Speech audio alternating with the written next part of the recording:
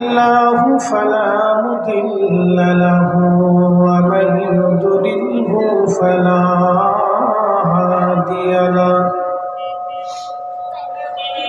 ونشهد أن لا إله إلا الله وحده لا شريك له ونشهد أن محمدا عبده ورسوله أرسله بالحق بشيرا ونذيرا وداعيا إلى الله بإذنه وسراجا منيرا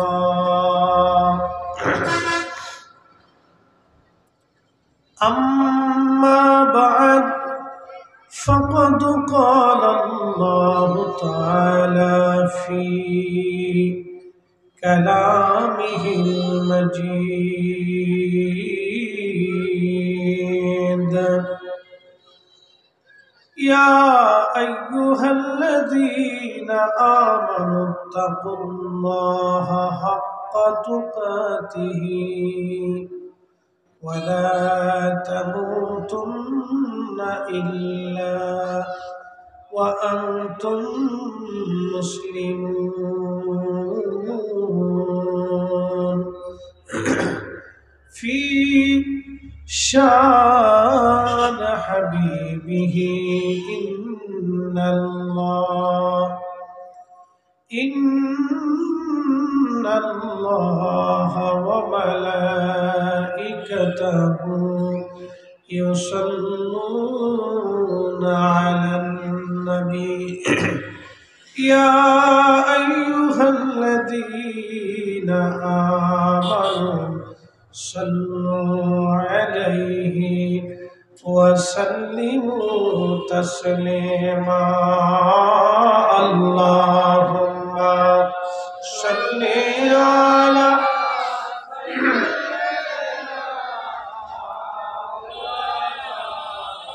محمد وعلى آل سيدنا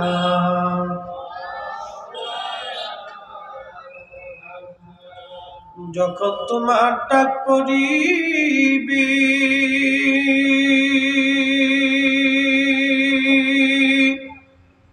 এবারে ঘর সারিতে আপন পোশাক খুলে খুলে সাদা কাফন পরাইবে আল্লাহুম্মা সাল্লি আলা মাশাআল্লাহ আল্লাহু আকবার ওয়া আলা আলি সাইয়্যিদিনা একটু জিকিরে লা ইলাহা লা ইলাহা হক লা ইলাহা হাসবি রব্বি জাল্লাল্লাহু মা ফি কলবি গায় আহা নূর মুহাম্মদ সাল্লাল্লাহু বলি নূর মুহাম্মদ সাল্লাল্লাহু পড়ি লা ইলাহা ইল্লাল্লাহ লা ইলাহা লা ইলাহা ইল্লাল্লাহ মুহাম্মাদুর রাসূলুল্লাহ সাল্লাল্লাহু আলাইহি ওয়াসাল্লাম মালিকুল মুলক আল্লাহ সুবহানাহু ওয়া তাআলার আলিশান দরবারে শুকর এবং সুজুদ যিনি আমাকে এবং আপনাকে সকল উপস্থিতি এলাকার গণ্যমান্য ব্যক্তিবর্গ মুরব্বান ইকরাম, কলিজার টুকরো যুবক ভাইরা, পর্দানিশীন আমার সম্মানিতা মা ও বোনেরা, মাইকের আওয়াজ যত দূর পর্যন্ত যাচ্ছে সকলকে মোবারকবাদ। শুকরিয়া আদায় করি সে আল্লাহ, যিনি এই শাবানের বরকতময় সময়ে মাহে রমজানকে সামনে রেখে আল্লাহ আমার আর আপনার মতো নাসিজ এবং নাফরমানকে আল্লাহ তার বেহেশতের বাগানের মেহমান হিসেবে কবুল করছেন। সেই জন্য আল্লাহর আসমানে আমরা একসাথে শুকরিয়া করে বলি আলহামদুলিল্লাহ। প্রিয় উপস্থিতি, আমরা ইচ্ছা করলে বেহেশতের বাগানে আসার সুযোগ আমাদের নয়। পৃথিবীতে মানুষ আছে 800 কোটি, মুসলমান আছে মাত্র 200 কোটি। বাদ বাকি 600 কোটি মানুষ আল্লাহকে আল্লাহ বলে মানে না। শুনে রাখবেন এবং বুঝে রাখবেন, এই 600 কোটি মানুষের ভিতরে অনেক বড় প্রিন্সিপাল আছে, চ্যান্সেলর আছে, ডক্টর আছে, চিকিৎসা বিজ্ঞানে যারা নোবেল অর্জন করেছে। এমনকি করোনা মহামারী আসলো সারা পৃথিবীতে। এই করোনা মহামারীর টিকা আবিষ্কার করার জন্য চিকিৎসা বিজ্ঞানীরা হুমড়ি খেয়ে পড়লেন। দীর্ঘ 6 মাস পরিশ্রম করে, গবেষণা করে, মেধা খাটিয়ে তারা করোনার টিকা আবিষ্কার করলেন। একটা বিষয় দেখেন তো, পৃথিবীতে একটা নতুন রোগের আবির্ভাব হলো, একেবারে নতুন রোগ যা কখনো পৃথিবীতে ছিল না। এই নতুন রোগের টিকা, ওষুধ পর্যন্ত তারা আবিষ্কার করে ফেলল। কিন্তু এত বড় বড় বিজ্ঞানীরা তাদের মেধা দিয়ে আল্লাহকে শনাক্ত করতে পারে না। এটা হলো তাদের জীবনের সবচেয়ে বড় ব্যর্থতা। বৈজ্ঞানিক দৃষ্টিকোণ থেকে নতুন নতুন আবিষ্কার, দেখেন এই লাইট জ্বলতেছে, এটা তাদের আবিষ্কার। এই যে শক্তিটা তারা আবিষ্কার করলো, এই যে মাইকে কথা বলতেছে, এটা তাদের আবিষ্কার। আমি কথা বলতেছি একা, কিন্তু মাইকের ইউনিটের মাধ্যমে সারা এলাকায় ছড়িয়ে পড়ল। এই মোবাইল, আপনি এখান থেকে আমেরিকা কথা বলতেছেন, সেকেন্ডে লক্ষ লক্ষ মাইল, হাজার হাজার মাইল আপনার কথা পাস হচ্ছে। বিজ্ঞান এত কিছু আবিষ্কার করলো, কিন্তু তারা আল্লাহকে শনাক্ত করতে পারল না। আপনার আমার মতো নাসিজ আর নাফরমানকে আল্লাহ ইমানের দৌলত দিয়ে, রসুল করিমের গোলাম বানাইয়া, तमाम সৃষ্টির ভিতরে সর্বশ্রেষ্ঠ নবী, তিনার উম্মত বানাইয়া আল্লাহ আপনাকে আমাকে ধন্য বানাই দিছে। কথা কোন ঠিক কিনা? আল্লাহ দয়া করছে আপনাকে। আল্লাহ দয়া না করলে আপনি আল্লাহ শনাক্ত করতে পারতেন না। এই ইমানের দৌলত আপনার নসিব হইত না। প্রশ্ন রাখবেন মুফতি, ইমানের দৌলত থাকলে কি আর না থাকলে কি? আপনাদেরকে একটা কোরআন শরীফ থেকে তাফসীর শুনি। আল্লাহর কোরআনের এক আয়াত আল্লাহ বলেছেন, ইন্নাল্লাযীনা কাফারু মিন আহলিল কিতাবি ওয়াল মুশরিকিনা ফী নারি জাহান্নাম ফী নারি জাহান্নাম খালিদিনা ফীহা। কথাটা বুঝবেন। ইন্নাল্লাযীনা কাফারু, নিশ্চয়ই যারা আল্লাহকে অস্বীকার করছে, আখিরাতকে অস্বীকার করছে, পরকালকে অস্বীকার করছে, ফেরেশতাকে অস্বীকার করছে, আল্লাহর আইনকে অস্বীকার করছে, নবী রাসূলদেরকে অস্বীকার করছে। মিন আহলিল কিতাব, এবং আহলে কিতাব খ্রিস্টান, ইয়াহুদ, আল মুশরিকিন, মূর্তি পূজা, গাছ পূজা, মাছ পূজা, পাথর পূজা, এই সমস্ত শিরকিতে যারা লিপ্ত, ফী নারি জাহান্নাম, জাহান্নামা খালিদিনা ফিহা,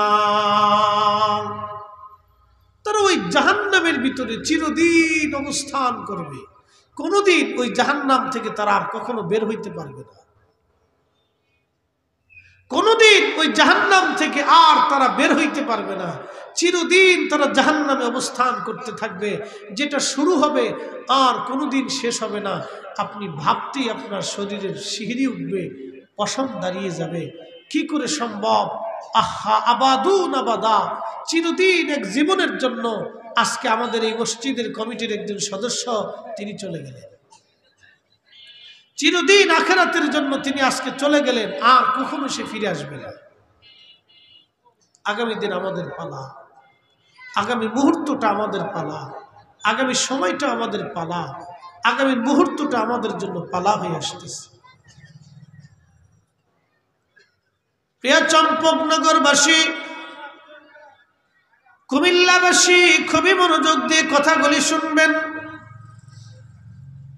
এরপরে আল্লাহ পাক আরেকটা সুসংবাদ আমাদেরকে দিয়ে বলেন, ইন্নাল্লাযীনা আমানু ওয়া আমিলুস সালিহাতি উলাইকা হুম খায়রুল বারিয়া।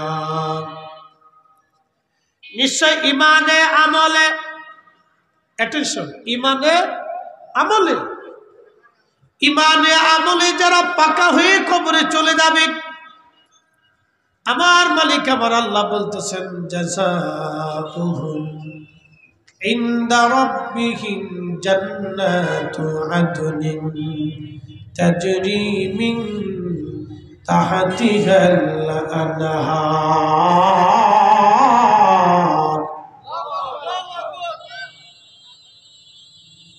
চম্পকনগরবাসী, মাইকের আওয়াজ যত দূরে যায়, মা বোনেরাও আপনারা ঘর থেকে আমাদের কথা শোনেন, দোকান থেকে যারা আমার কথা শোনেন, নিশ্চয় ইমানে আমলে যারা পাকা হয়ে কবরে যাবে, তাই ইমান কেমন ইমান? ইমান আনতে হবে আহলে সুন্নাতুল জামাত অনুযায়ী। খাজা বাবা আজমিরি যে আকীদায়। আচ্ছা, আপনাদেরকে একটা প্রশ্ন করি, আজকে জবাব দিবেন।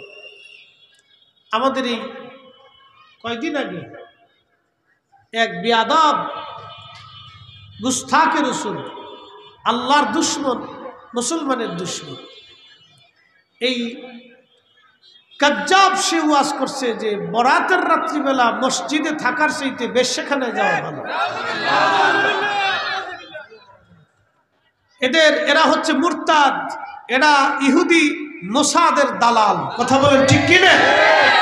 এটা মোসাদের দালাল এবং মোসাদের সদস্য। ও বাংলাদেশে এই বুকে হাত বেঁধে নামাজ পড়ে, আমার দেশে 8 টাকার তারাবি প্রতিষ্ঠিত করে মুসলমানের ভিতরে ফিতনা, ফাসাদ, অশান্তি, বিশৃঙ্খলা, মাতানৈক্য সৃষ্টি করে দিয়ে আমার ভাই ভাই মসজিদে ইমাম মুসল্লি, মুতল্লি কমিটি মুসল্লি, গ্রামে গ্রামে সন্তান পিতামাতার ভিতরে ভাইয়ে ভাইয়ের মধ্যে ধর্মীয় মতানৈক্য সৃষ্টি করে দিয়ে আমার দেশে যারা ফিতনা ছড়াচ্ছে সব ইহুদিদের দালাল। কথা বলেন ঠিক না বেঠে? এগুলি থেকে আপনাদেরকে সতর্ক হতে হবে। ওর বিরুদ্ধে মামলা অলরেডি বাংলাদেশে অনেকগুলি চলতেছে, আজকে মামলা হয়েছে, আরো আজকে অনেকগুলি মামলা হচ্ছে। আমি অলরেডি ঢাকা জজ কোর্ট থেকেও আরেকটা মামলা কমপ্লিট হয়ে গেছে আমাদের কয়েকজন এরিয়াতে, অ্যাডভোকেট পাটোয়ারি সাহেবের মাধ্যমে অলরেডি একটা মামলা, আলহামদুলিল্লাহ। একসাথে বলবেন না মারহাবা? তো এই মামলার সাক্ষীবাদী আমরা হইছি ইনশাআল্লাহ, মারহাবা বলবেন না আরেকটু জোরে? এরকম মামলা প্রত্যেকটা অঞ্চলে আমাদের করার দরকার। এগুলি সবকটা দুশ্মন, আল্লাহর দুশ্মন। কথা বলেন ঠিক কিনা? যারা আল্লাহর ইবাদতকে এই পতিতালের সাথে তুলনা করতে পারে, সে কখনো মানুষ হইতে পারে না। মুসলমান তো আরো ফরের কথা, তো মানুষই না। আজ পর্যন্ত কোনো হিন্দু এই ধরনের বাজে কথা বলে না। কি কথা বলেন না কেন? ঠিক কিনা? কোনো হিন্দু এই ধরনের বাজে কথা কোনোদিন বলে না। তার হিন্দুদের সাথে আমাদের ধর্মীয় মত পার্থক্য আছে, কিন্তু কোনো হিন্দু এত ধরনের নোংরা পচা কথা কোনোদিন বলতে পারে না। যে পচা কথা এই নিকৃষ্ট কীট ও জানোয়ার বলছে, আমরা মনে করি ওর জন্মটাও এরকম ফতিতলে আতারে পাতারে ঝড়ো জঙ্গলে হোটেলে মোটেলে পার্কের বেঞ্চেই হয়েছে। কথা বলেন ঠিক কিনা? না হলে এত বড় মহিমান্বিত রাত নিয়ে এত বাজে কথা কি বলতে পারে? হযরত আল্লামা ইমাম ফাকিহানি আখবারে মক্কার ভিতরে 1200 বছর আগে তিনি লিখতেছেন, আমাদের জমানাতে যখন লাইলাতুন নিসফি মিন শাবান আসতো, শাবানের 14 তারিখ রাত আসতো, খারাজু ইলা বাইতুল্লাহিল হারাম, আমরা হারাম শরীফে একত্রিত হতাম, কাবা শরীফে যাইতাম। কাবা শরীফে যাইও সাল্লুনা, নামাজ আদায় করতাম, ইয়াখতিমুনাল কুরআন, কুরআন খতম দিতাম, ইয়াদউন, আমরা দোয়া করতাম। 1400 বছর আগে থেকে রাসূলের জমানা থেকে বরাতের রাত্রিবেলা মসজিদে মুসলমান ইবাদত করা শুরু করলো। আজও 1400 বছর ধরে চালু আছে। এই ইবাদতটাকে যারা পতিতলের বেশ্যাখানার সাথে তুলনা দেয়, ওদেরকে জুতা দিয়ে বাইরে আমাদের সমাজ থেকে তাড়াইতে হবে। কথা বলেন ঠিক কিনা? প্রিয় মুসলমান, ওরা বেদাতি। ওরা কি? সতর্ক করাটা আমাদের জন্য দায়িত্ব। ওরা বেদাতি। বেদাতি কিন্তু আমরা না, বেদাতি ওরা। কিভাবে আমি আপনাকে ব্যাখ্যা করে বুঝাচ্ছি। এই যে আল্লাহ বলছে ইন্নাল্লাযীনা আমানু, নিশ্চয়ই যারা ঈমানদার, ও আমিলুস সলিহাত, এবং নেক আমল করছে, উলাইকা হুম খায়রুল বারিয়া, तमाम সৃষ্টির মধ্যে তারা সেরা। একসাথে বলবেন না মারহাবা। সৃষ্টির মধ্যে তারা কি সেরা? কোরআন বলতেছে তারা সেরা, আমি বলিনি। সৃষ্টির মধ্যে তারা উত্তম, সৃষ্টির মধ্যে তারা উত্তম। কথাটা বুঝবেন। কোন বেদাতিকে কি আল্লাহ ওলি বানায়? আমার দিকে তাকাবেন। কোন বেদাতি নাফরমানকে কি আল্লাহ ওলি বানায়? কোন শিরকি এই কোন ব্যক্তিরে কি আল্লাহ ওলি বানায়?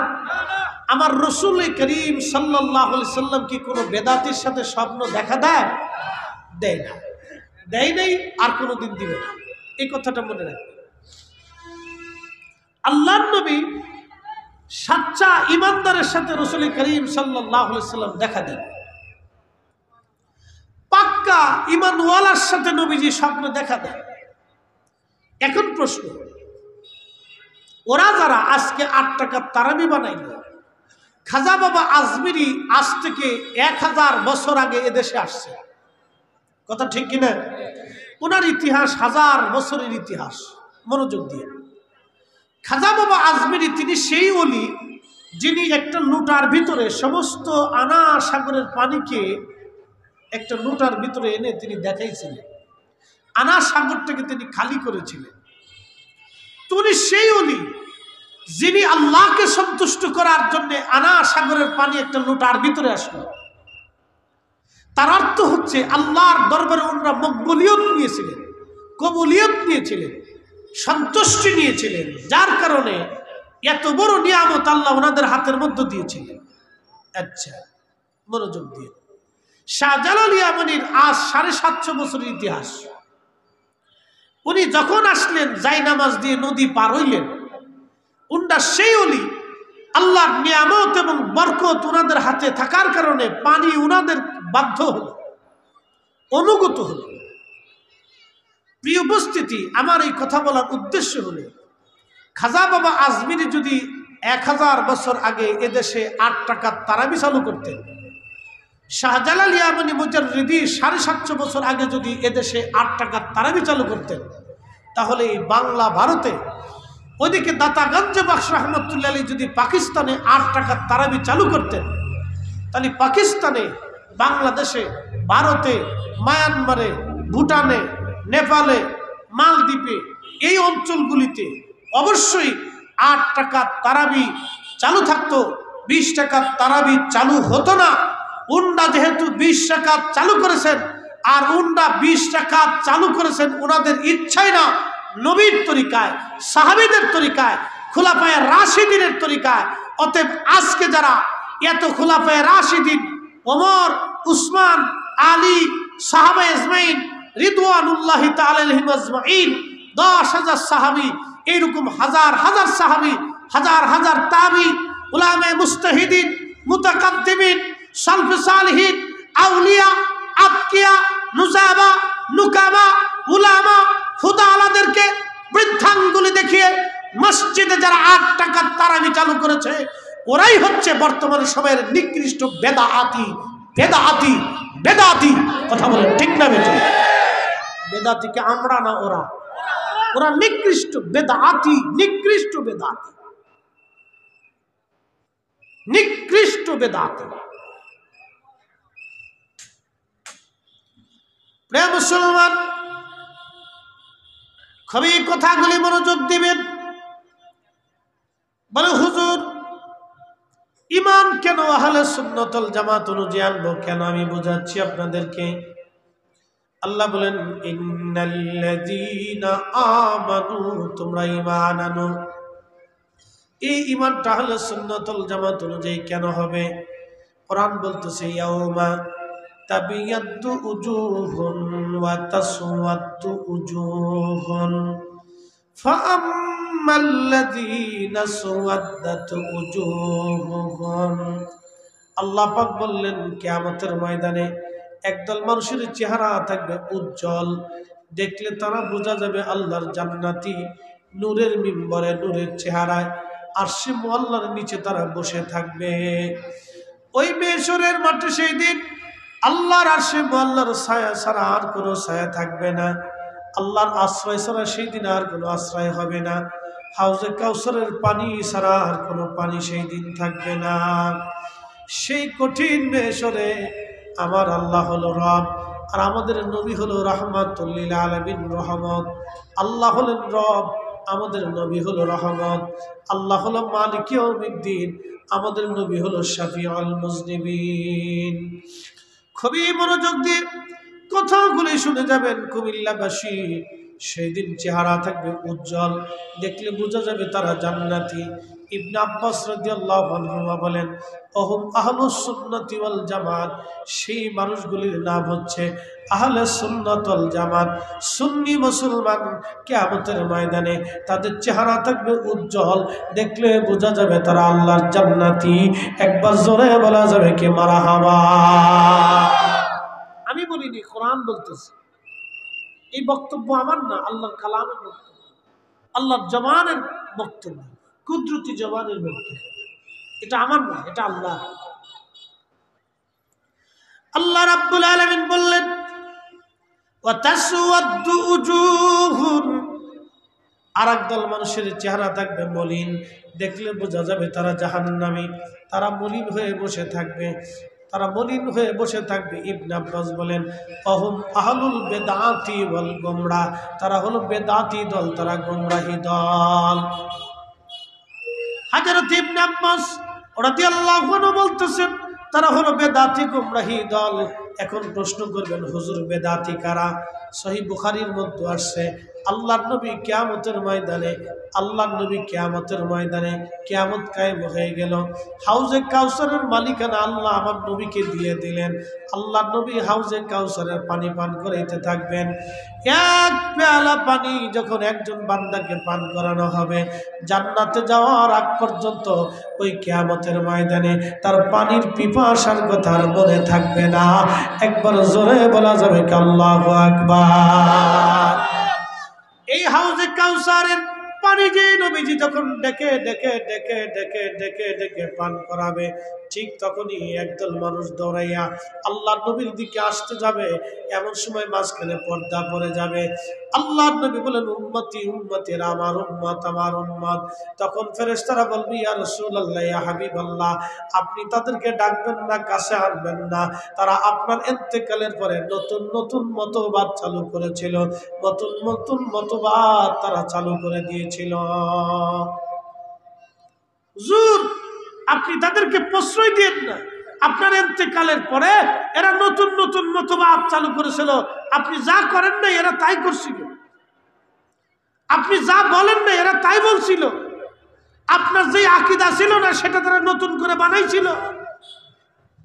এখন আপনাদেরকে প্রশ্ন করি, একটা নিকৃষ্ট বেদাতের উদাহরণ একটা দিয়ে যায়, ভালো করে বুঝবেন। হযরত ওমর রাদিয়াল্লাহু আনহু কার ছাত্র? নবীজির ছাত্র। কথা ঠিক কিনা? সাহাবীরা কার ছাত্র? আল্লাহ রসুলের ছাত্র। আর নবীজি কার ছাত্র? আল্লাহর ছাত্র। আল্লাহর ছাত্র নবী, নবীজির ছাত্র সাহাবীরা। একসাথে বলবেন না মারহাবা? তাহলে আপনি একটু চিন্তা করেন তো, উস্তাদ কেমন দামি আর ছাত্র কেমন দামি। নবীজি যদি 8 টাকা তারাবির নামাজ পছন্দ করতেন, তাহলে 10,000 সাহাবী জীবনেও কোনোদিন 20 টাকার তারাবি চালু করতেন না। কি কথা কন না কেন? যুক্তি বুঝে দিত। আল্লাহ রসুলের যদি 8 টাকার তারাবি পছন্দ হইত, তাহলে রসুল করিমের 10,000 সাহাবী কোনোদিনও 20 টাকার তারাবি চালু করতেন না। তাহাজ্জুদ নামাজের হাদিস দিয়ে যারা আজকে তারাবির নামাজে লাগাই দিছে, কত বড় ধোঁকাবাজ হইলি, কত বড় ধোঁকাবাজ হইলি।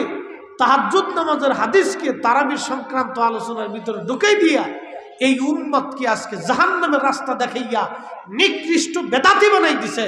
তাহলে বেদাতি কি আমরা না হেরা? কথা বলতে হবে, আমরা না হেরা? এই বুঝে যাওয়াটা জরুরি।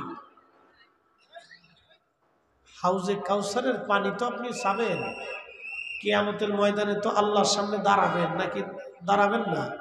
অবশ্যই তো দাঁড়াইতে হবে হাসরের মাঠে। এখানে খুবই মনোযোগ দিয়ে কুমিল্লার মুসলমান কথাগুলি বুঝে যাওয়াটা আমাদের জন্য অত্যন্ত জরুরি। তাহলে কিয়ামতের ময়দানে এই সমস্ত নিকৃষ্ট বেদাতি যারা ইসলামের মধ্যে নতুন নতুন মতবাদ চালু করে দিল, এই নতুন নতুন ফেরকা যারা চালু করে দিল, এই কিয়ামতের ময়দানে আল্লাহ নবীর সামনে তারা আসামি হয়ে দাঁড়ায় যাবে। হাউজে কাউসারের পানি তাদের নসিব হবে না। কথা বলেন ঠিক কিনা? প্রিয় উপস্থিতি, ওই কিয়ামতের ময়দানে তাদের চেহারা থাকবে মলিন। আল্লাহ পাক জিজ্ঞেস করবেন, কি ব্যাপার? فَأَمَّا الَّذِينَ اسْوَدَّتْ وُجُوهُهُمْ, আরে আমার বান্দারা, তোমাদের চেহারা আজকে মলিন কেন? কি জন্য তোমরা আজকে বসে আছো? আকাফারতুম বা'দা ঈমানিকুম, তোমরা ঈমান আনার পরে বেঈমান হয়ে গেছো। ঈমান আনার পরে তোমরা বেঈমান হয়েছো। ঈমান আনার পরে তোমরা বেঈমান হয়েছিলা। ফাযুকুল আযাবা বিমা কুনতুম তাকফুরুন, তোমরা আজকে জাহান্নামে চলিয়া যাও। আজকে আর জান্নাতে তোমাদের কোনো জায়গা হবে না, তোমরা জাহান্নামে চলে যাও। তোমরা ঈমান আনার পরে বেঈমান হয়েছিলা। এই যারা 8 টাকার তারাবি আজকে বানাই দিল, আপনি একটু চিন্তা পরিসংখ্যান আপনাদের বুঝাই দিয়ে যাই। 8 টাকার তারাবি বানাইলো, 12 রাকাত তারাবি চুরি হয়ে গেল। মনোযোগ দিয়ে আপনারা, 12 রাকাত নামাজ প্রত্যেক রাত্রিবেলা মাহে রমজান থেকে চলে গেল। তাহলে 30 রমজানে কয়টা তারাবি গেল? 30টা তারাবি 12 রাকাত করে যদি আপনি হিসাব করেন, 3 × 32 360 রাকাত। 360 রাকাত নামাজ তাদের চলে গেল। কিয়ামত পর্যন্ত যদি আপনি আর কাঁদেন, বলেন এই 360 রাকাত নামাজ আর কোনদিন আপনি ফিরে পাবেন? কথা বলেন, পাওয়া যাবে? তাহলে আপনার জীবনে একবারে সর্বনাশ করে দিল। এমন সর্বনাশ করে দিছে যে সর্বনাশের খেসারত আপনি আর কোনোদিন উঠাইতে পারবেন না। বিরাট বড় সর্বনাশ করে দিলাম। আর আল্লাহ রাসূল মিম্বার মুবারকে কদম রাখলেন, নবীজি বলেন আমিন। দ্বিতীয়বার মিম্বার মুবারকে কদম রাখলেন, আবার বলেন আমিন। তৃতীয়বার মিম্বারে কদম রাখলেন, নবী বলেন আমিন। সাহাবীরা বলেন, হুজুর বুঝলাম না বিষয়টা। 3 বার আপনি মিম্বারে কদম রাখলেন, 3 বারে আপনি আমিন বললেন, বিষয় বুঝলাম না। আল্লাহর নবী বললেন, সাহাবীরা রে, প্রথম মিম্বরে যখন কদম রাখছি তখন জিবরাইল আমিন এসে বললেন, ইয়া রাসূলুল্লাহ, আপনি নবীজির নাম মোবারক যে শুনল কিন্তু দুরূদ শরীফ পড়ল না, সে ধ্বংস হয়ে যাক। প্রিয় নবীজি, আপনার নাম মোবারক শুনলো কিন্তু দুরূদ শরীফ পড়ল না, সে ধ্বংস হয়ে যাক। তখন আমি কবুল করে বললাম আমিন। হা, তার আখিরাত বরবাদ হবে। যে নবীজির নাম শোনার পরে দুরূদ শরীফ পড়বে না, তার আখিরাত বড় বরবাদ হয়ে যাবে, আখিরাত বরবাদ হয়ে যাবে। 2 নম্বরে আল্লাহ রাসূল বললেন, ও আমার উম্মতেরা রে, তোমরা শোনো। আল্লাহর জিবরাইল এসে বললেন, ইয়া রাসূলুল্লাহ, যে মাহে রমজান পাইল অথচ মাহে রমজানের হক আদায় করে নিতে পারলো না, সে ধ্বংস হোক। জীবনের গুনাহ মাফ করে দিতে পারলো না, সে ধ্বংস হয়ে যাক। যে মাহে রমজান পাইল কিন্তু নিজের জীবনের গুনাহগুলি মাফ করে নিতে পারলো না, সে ধ্বংস হোক। নবীজি বলেন আমিন। আল্লাহু আকবার। মাহে রমজান পাইল, নিজের জীবনের গুনাহ মাফ করে নিতে পারলো না। ইয়া আইয়ুহাল্লাযীনা আমানু কুতিবা আলাইকুমুস সিয়ামু কামা কুতিবা আলাল্লাযীনা মিন ক্বাবলিকুম লাআল্লাকুম তাত্তাকুন। ও ঈমানওয়ালা, মাহে রমজানের রোজাগুলি আমি তোমাদের জন্য ফরজ করলাম, তোমরা রোজা রাখবা। এজন্যই রোজা রাখবা, লাআল্লাকুম তাত্তাকুন, তোমরা যাতে মুত্তাকি হতে পারো, আল্লাহর ভয় তোমরা অন্তরে নিতে পারো, তাকওয়াশীল হতে পারো, সেই জন্য তোমাদেরকে মাহে রমজান দিলাম। একটু চিন্তা করেন তো, যে রমজান পাইল কিন্তু নিজের জীবনের গুনাহ মাফ করাইতে পারল না। যে রমজান পাইল কিন্তু নিজের জীবনের গুনাহ মাফ করাইতে পারল না, সে ধ্বংস হয়ে যাক। তার আখিরাত বরবাদ, আখিরাত তার বরবাদ। আমার দেশের অনেক মুসলমান আছে, বলে হুজুর, রমজানে যদি রোজা রাখি আমার ব্যবসা নষ্ট হবে, আমার চাকরি নষ্ট হবে, আমার উপার্জন আছে, আমার কাজ আছে। আমি যদি রোজা রাখি ছেলেপুলে খাবে না, ব্যবসা ভালো হবে না, রুটি রুজিতে কমে যাবে, ব্যবসায় লস হবে। এখন আপনাদেরকে প্রশ্ন করি, জবাব দিবেন তো, রোজা রাখার কারণে যদি ব্যবসায় লস হয়, আপনার ছেলেপুলা বাচ্চা কাচ্চার চিন্তা যদি আসে, তাহলে আপনাদেরকে বলিব, জবাব দিবেন, আপনার ইন্তেকালের পরে আপনার দোকান কি বন্ধ থাকবে না চলবে? ব্যবসা চলবে, কৃষি ক্ষেত খামার চলবে। কে চালাবে? হয় ছেলে চালাবে, না হয় স্ত্রী চালাবে, যে কোনো কেউ আপনার এই ব্যবসা দোকানপাট চলবে। আচ্ছা, প্রশ্ন করি, জবাব দিবেন। মাহে রমজানে অনেকেই বাহানা দিয়ে রোজা রাখে না, বলে যে না, আমি যদি কাজ করি তাহলে এই কাজ না করলে বাচ্চা কাচ্চার বাজার সাথে কিভাবে করব। এখন প্রশ্ন করি, আপনার ইন্তেকালের পরে আপনার ফ্যামিলির বাজার চলবে না বন্ধ হবে? তাহলে আপনার ফ্যামিলির খাবার দিবে কে? আল্লাহ। ব্যবস্থা করবে কে? তাহলে আপনি থাকলেও আল্লাহ ব্যবস্থা করে, আপনি না থাকলেও আল্লাহ ব্যবস্থা করে। একটা কথা মনে রাখবেন, আপনার সন্তানের কি রিজিক আছে, এই বাজেট কি আমরা করছি না আল্লাহ করছে? আপনার মেয়ের কি বাজেট আছে জীবনে, এই বাজেটটা কি আমরা করছি না আল্লাহ করছে? তাহলে আপনি থাকলেও ওই মেয়েটা আপনার যেটা আল্লাহ বাজেট করছে ওটা পাবে, আপনি না থাকলেও আপনার মেয়ে, আপনার স্ত্রী, আপনার সন্তানের বাজেট আল্লাহর কাছ থেকে আসবে। কথা ঠিক কিনা? বিশ্বাস আসেনি আপনাদের? যদি থাকে তাহলে মাহে রমজানের রোজা মিস করা যাবে? রোজা ছাড়া যাবে? অবশ্যই না।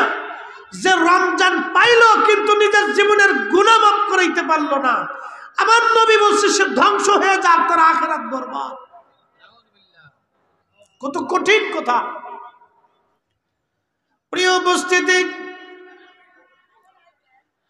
এই যে মাহে রমজান আমাদের মধ্যে আসতেছি, এই মাহে রমজানে হচ্ছে নেকির মৌসুম। যত দূর সম্ভব অধিক পরিমাণে নেকি করবেন। বলে হুজুর কেন? মাহে রমজানে একটা নফল ইবাদত করা আর অন্য মাসে একটা ফরজ ইবাদত করার সমান। একবার জোরে বলা যাবে কি সুবহানাল্লাহ? কথা মনে বুঝেন নাই? আবার বুঝাই এই রাস্তা তো কথা আমাদেরকে মনোযোগ দিয়ে শুনতে হবে, খুব মনোযোগ দিন। মাহে রমজানে একটা নফল ইবাদত করা আর অন্য মাসে একটা ফরজ ইবাদতের সমান। একসাথে বলবেন না সুবহানাল্লাহ? মাহে রমজানে একটা ফরজ ইবাদত করা অন্য মাসে 70টা ফরজ ইবাদতের সমান। আরেকটু জোরে, আরো জোরে। মাহে রমজানে আপনি কোন রোজাদারকে যদি ইফতার করেন, তার রোজা হোক বা না হোক, আপনার আমল নামায় একটা কবুল রোজার নেকি আল্লাহ লিখে দেবে। তুই চিন্তা করেন কি দাম। কিন্তু ইফতার করানো ফরজ না, ইফতার করানো ফরজ না। এই যে শুনে যান, আমি মাঝে মধ্যে কথাটা বলে থাকি, আমাদের দেশের অনেক ধনীরা আছেন, ঢাকাতে দেখবেন বড় বড় শহরে রমজান আসলে বাংলাদেশ থেকে কত হাজার মানুষ যে মক্কা মদিনায় যায় তার হিসাব নেই। আমি একটা পরিসংখ্যান আজকে দিতেছি, বুঝে যান। মক্কা মদিনায় যাওয়া নিষেধ না, আল্লাহর বান্দা মক্কায় যাবে, মদিনায় কাটাবে, এতেকাফ করবে, মক্কায় রোজা রাখবে, মক্কায় নামাজ পড়বে, মদিনাতে নামাজ পড়বে। এটা ভাগ্য, ভালো, খারাপ না, এটা অনেক নেকির কাজ, অনেক উত্তম কাজ। কেন? মক্কায় 1 রাকাত নামাজ পড়লে 1 লক্ষ রাকাতের সওয়াব, আর মাহে রমজান আসলে আরো 70 গুণ 700 গুণ। আল্লাহ রাসূল বলেছেন অগণিত, কোনো হিসাব নাই।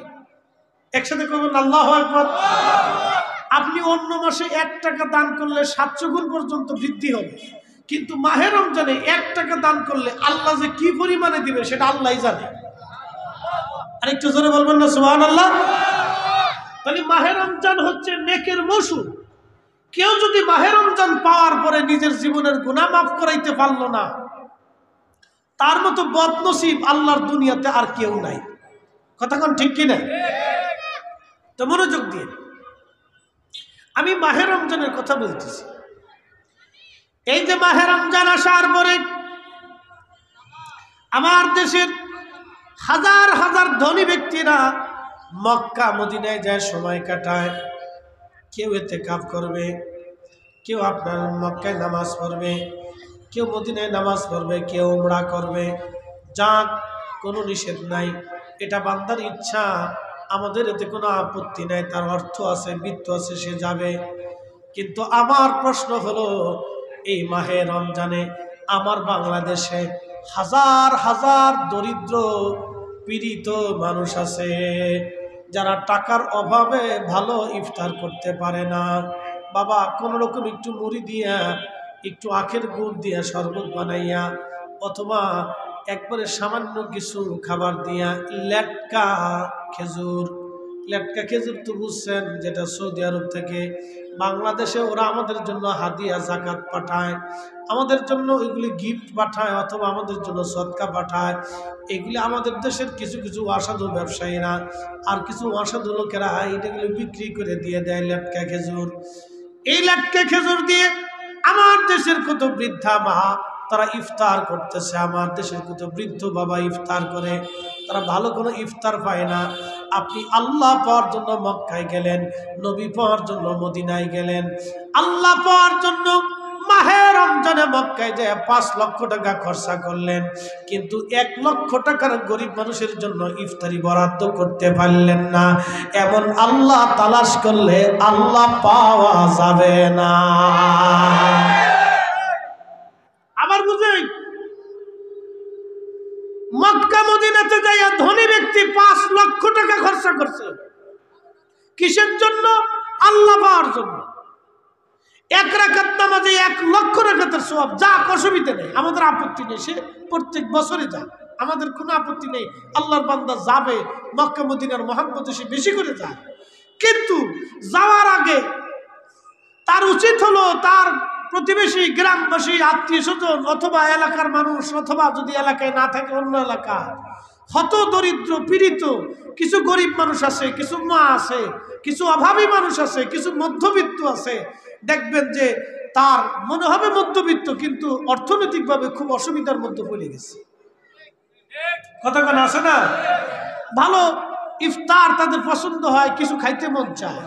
কিছু মা আছে, কিছু বৃদ্ধ বাবা আছে, কিছু গরিব ছেলে আছে, সারাদিন পরিশ্রম করে 500 টাকা রুজি করে, তো তারও বাচ্চা কাচ্চা আছে। বৃদ্ধ মারে কি খাওয়াবে, বৃদ্ধ বাবারে কি ইফতার করাবে?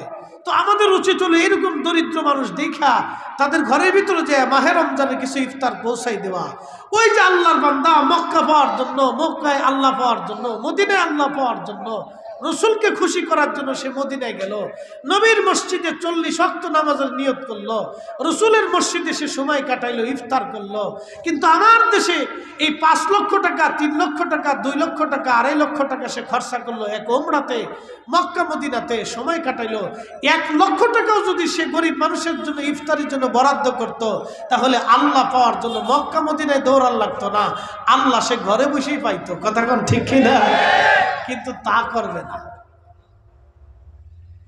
আমাদের দেশে অনেক বড় বড় গ্রুপ ইন্ডাস্ট্রির মালিক আছে, মাফ করবেন আমি সবার কথা বলতেছি না, সবাই কিন্তু খারাপ না, জগৎ ভালো আছে, বহু মানুষ আছে যারা ভালো।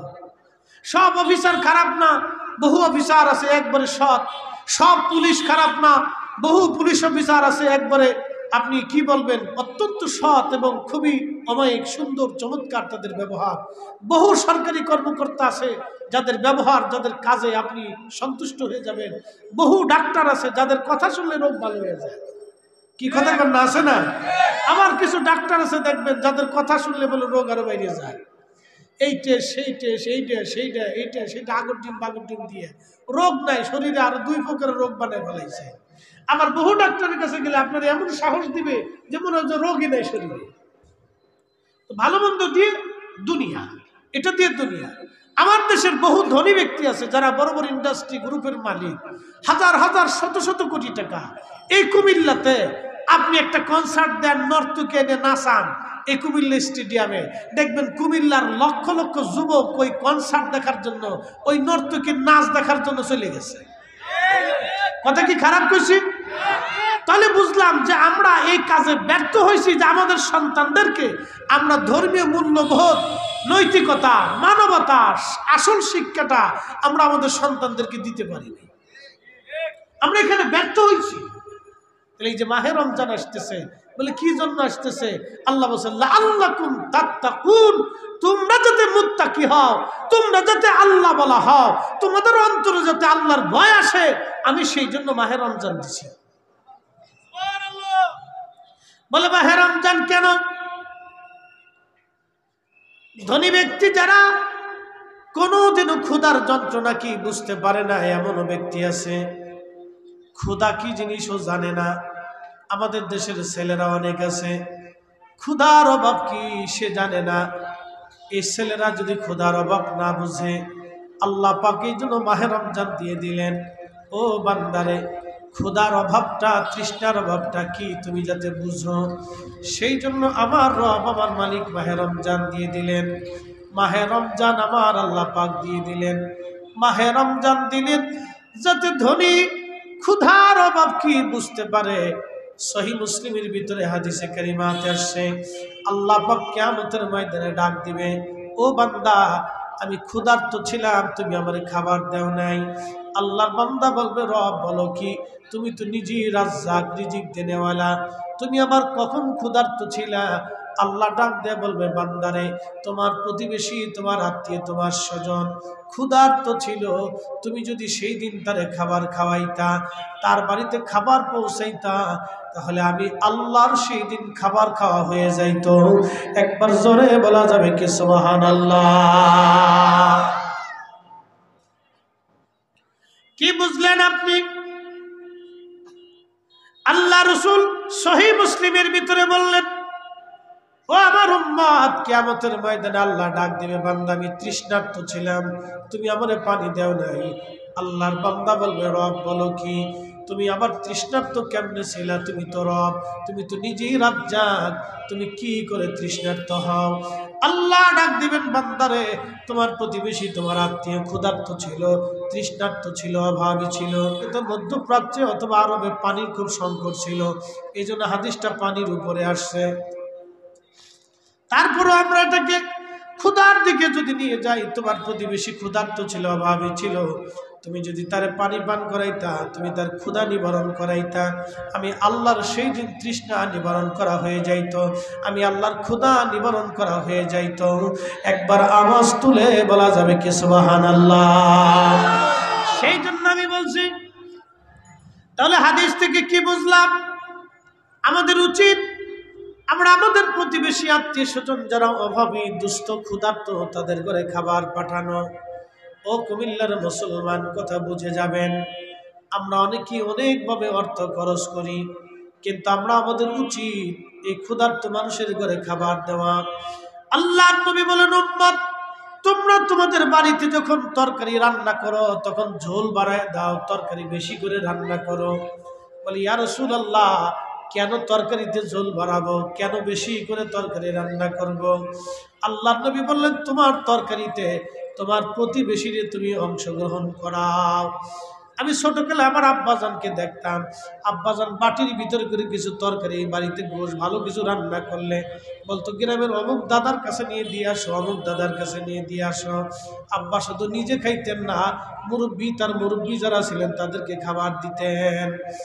এই যে আমাদের উচিত আমাদের প্রতিবেশী আত্মীয় স্বজন যারা আছে আমার খাবারের সাথে তাদেরকে অংশগ্রহণ করানো। আল্লাহর নবী এইগুলি কেন করতে বললেন? দুইটা কারণে। এক নম্বর হলো সম্প্রীতি বজায় রাখা, ভালোবাসা বজায় রাখা। আচ্ছা বলেন তো, আপনার প্রতিবেশীর ঘরে যদি আপনার বাড়ি থেকে তরকারি যায় তাহলে সম্পর্ক কি বাড়ে না কমে? বাড়ে। যাতে প্রতিবেশীরা মিলেমিশে থাকে, ঝগড়া ফাসাদ না করে, সেই জন্য আল্লাহ রাসূল বলেন, তোমার তরকারি থেকে তোমার প্রতিবেশীরে তরকারি দাও, তোমার খাবার থেকে তোমার প্রতিবেশীরে খাবার দাও। আর দরিদ্র হলে তো কোনো কথাই নাই, তাকে তো দিতেই হবে। একটা কথা মনে রাখবেন, আল্লাহ আপনারা যদি রিজিক দেয় তাহলে গরিব মানুষকে কিন্তু আল্লাহ আপনার দিকে এই রুজু করায়, রুজু করায়, আল্লাহ পরীক্ষা করে, আমি তো বান্দারে দিছিলাম, বান্দা দেখি আমার দেয় কিনা। এটা কিন্তু পরীক্ষা, এটা পরীক্ষা। আল্লাযী খালাকাল মাউত, মৃত্যু সৃষ্টি করছি। আজকে মসজিদ কমিটির এই দাতা, জমিদাতা সদস্যদের ভিতরে একজন চলে গেলেন, কবরে চলে গেলেন। আল্লাহ কিন্তু পরীক্ষা করার জন্য মৃত্যু দিছে, ওয়াল হায়াত, জীবন দিছে, লিয়াবলুয়াকুম, পরীক্ষা করব, আইয়ুকুম আহসানু আমালা, কে ভালো কাজ করো দুনিয়াতে, আমি আল্লাহ সেটা দেখব। ভালো আমল কে করো, আমি আল্লাহ সেটা তোমাকে দেখবো দুনিয়াতে। পরীক্ষা করার জন্য পাঠাইছি। আপনারা যদি আল্লাহ রিজিক দেয় তাহলে আত্মীয় স্বজন গরিব যারা আছে তারা কিন্তু আপনার দিকে আল্লাহ তাদের রুজু করায় দেয়, আপনি তাদেরকে মাহরুম করবেন না। ওয়া আম্মাস সাইলা ফালা তানহার, ভিক্ষুকরে কখনো ধমক দিবেন না, সাবধান। ভিক্ষুকরে ধমক দিবেন না, তার কাছে ক্ষমা চাবেন, নরম ভাষায় কথা বলবেন। আল্লাহ বলছে, হাবিব উম্মতকে শিখায় তারা যেন ভিক্ষুকরে ধমক না দেয়, সাইলকে ধমক না দেয়, অভাবীর যেন ধমক না দেয়। আমরা অনেক সময় অনেক অভাবী ভিক্ষুক এসে কিছু চাইলে বেজার হয়ে যায়, বেজার হওয়া যাবে না, তাকে বিনয়ের সাথে বিদায় করতে হবে। কারণ আপনাকে আমাকে আল্লাহ ভিক্ষুক বানাইতে আল্লাহর বেশি সময়ের দরকার না। কি কথা কোন ঠিক কিনা? আল্লাহর বেশি সময়ের দরকার না। এই জন্য কোনো ভিক্ষুক রে, কোনো গরিব রে, কোনো অভাবীরে মারবেন না। আমার এলাকার একটা বাস্তব ঘটনা না বললে না, আমার গ্রামে আল্লাহ পয়সাওয়ালা বানায় ফেলবে। তো কিছু মানুষ দেখবেন ধনী পয়সাওয়ালা হঠাৎ পয়সার মালিক হয়ে গেলে সে দেমাগ শূন্য হয়ে যায়, হ্যাঁ, তার দেমাগ বেড়ে যায়। অনেক সময় দেখা যায় সে সেন্সলেস হয়ে যায়, সে অনেক কিছু বুঝে ওঠে না, তার অহংকার এসে যায়, এই তার এসে যায়, গর্ব এসে যায়। এই জন্য জনপ্রিয়তা, এই যে আমাদের বক্তৃতার জীবনেও আমাদের অনেক প্রবলেম আছে, অনেক সমস্যা, এই আমাদেরও অনেক প্রবলেম আছে, মনে রাখবেন। তো খুব মনোযোগ দিয়ে দেন। এই অনেক সময় অর্থবিত্ত ক্ষমতা এসে গেলে অনেকে এটাকে কন্ট্রোল করতে পারে না, সে কন্ট্রোলহীন হয়ে যায়।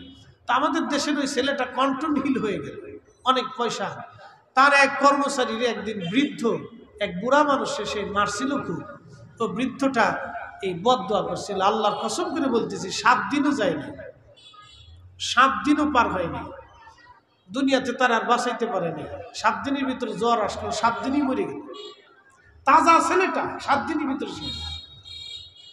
এই জন্য এগুলো খুব নিকৃষ্ট কাজ, জুলুম, অন্যায়, এগুলি করবেন না কখনো।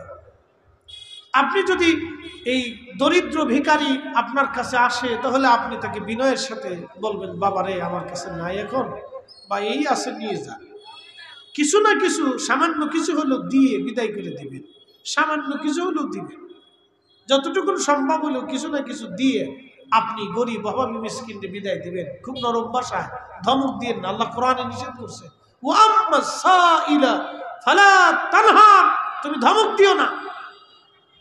হাবিব উম্মতকে শিখান, উম্মত যাতে সাইলকে ধমক না দেয়, ভিখারিকে ধমক না দেয়। একসাথে বলবেন আল্লাহু আকবার।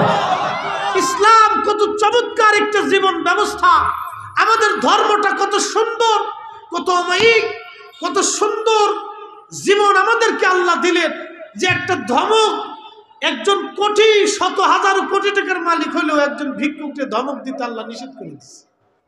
আল্লাহু আকবার। না না হয় না, আরো জোরে বলবেন আল্লাহু আকবার। তাহলে বলেন, আমার ধর্মের মতো এত সুন্দর জীবন ব্যবস্থা আর কোথাও আছে? কোথাও আছে?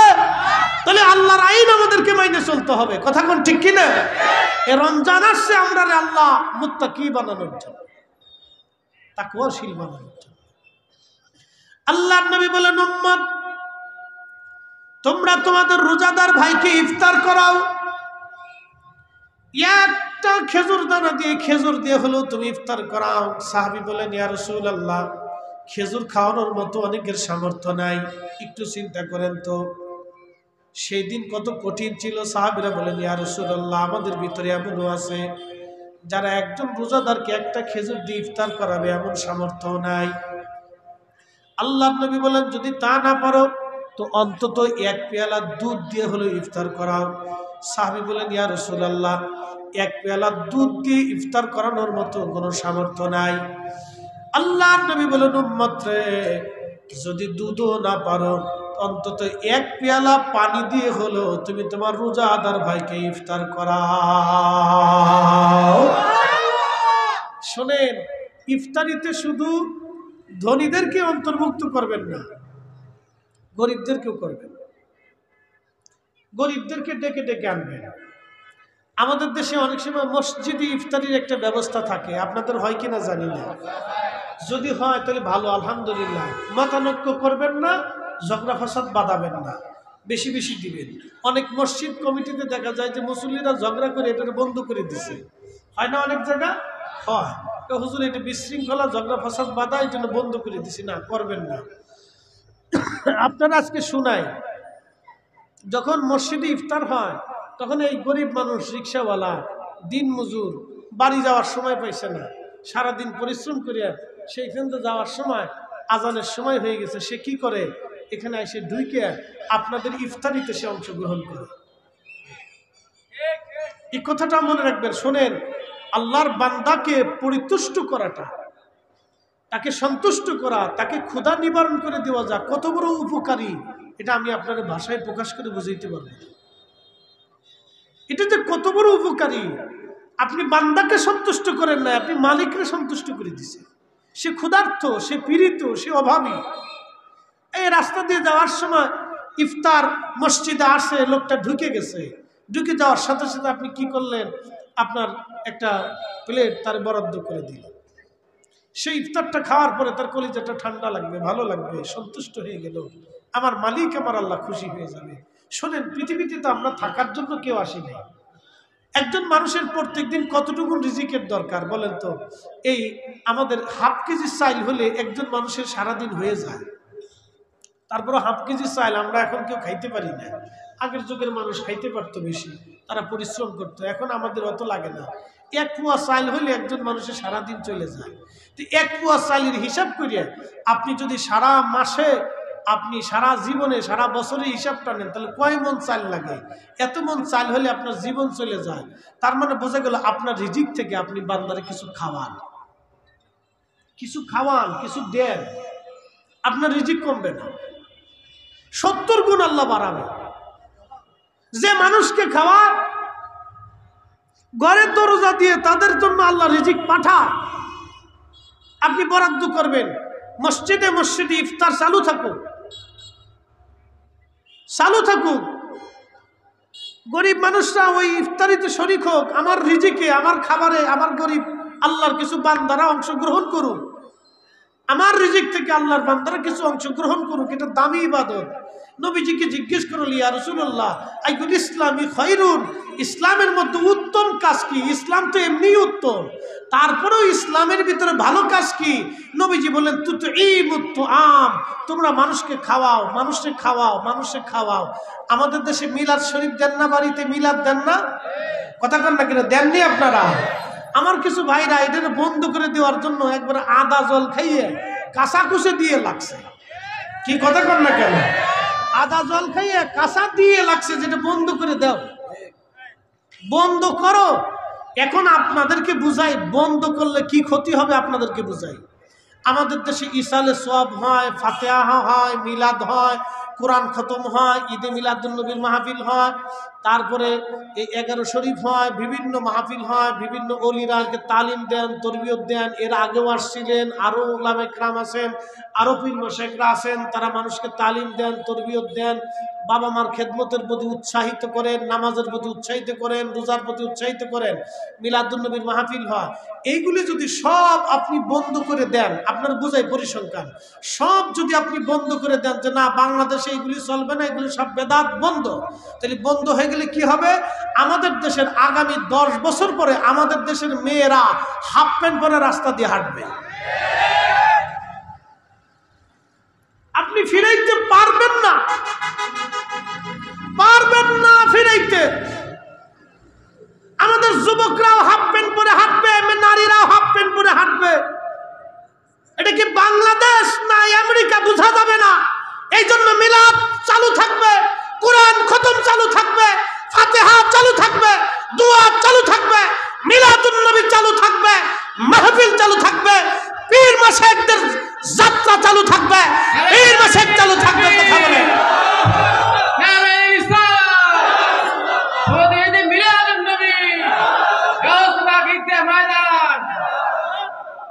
এগুলো চালু রাখতেই হবে। এগুলা বেদাতের দোহাই দিয়ে বন্ধ করে দিয়ে আমার সমাজকে, আমার দেশের যুব সমাজ, আমাদের দেশের মুসলমানদেরকে ধ্বংসের দিকে নিয়ে চলে যাচ্ছে। আচ্ছা আপনাদেরকে প্রশ্ন করি, মিলাদে কি হয়? সর্বপ্রথম কোরআন শরীফ তেলাওয়াত হয়, প্রত্যেক ঘরবে কয় নাকি? জোরে বলতে হবে, কয় নাকি? তাহলে ইমাম সাহেব হুজুর যখন মিলাদ শরীফ চালু করেন, তখন ছাত্রদের দিয়ে কয় বাবা একটু কেরাত তেলাওয়াত করো। তখন আমাদের তলবে ইলমরা একটু কোরআন শরীফ তেলাওয়াত করে, অথবা ইমাম সাহেব হুজুর নিজেই তেলাওয়াত করে। আচ্ছা কোরআন শরীফ তেলাওয়াত, এরপরে দুরূদ শরীফ চালু হইল। তো দুরুদে কয় নাকি? এক দুরুদে 10 নাকি, 10টা গুনাহ মাফ, 10 বার রহমত। তাহলে এখানে নাকি কোরআন তেলাওয়াতে নাকি, দুরুদে নাকি, এরপরে কিছু সময় জিকির হয়, লা ইলাহা ইল্লাল্লাহ। তাহলে জিকির যখন শুরু হইলো ওই জায়গাটা, কোরআন যখন তেলাওয়াত শুরু হইলো, দুরূদ শরীফ শুরু হলো, ওই মজলিসটা কি দুনিয়ার সাধারণ মজলিস না জিকিরের মজলিস? জোরে বলতে হবে। তাহলে জিকিরের মজলিসটা কি ইবাদত না বেদাত? জোরে বলতে হবে, জোরে বলেন। তো যে ভাই খালি বেদাত বেদাত চোখে দেখতেছে, ওর চোখের ভিতরে বেদাতের ঠাডা পড়ছে। তো ফাজলিমের সীমা থাকা উচিত।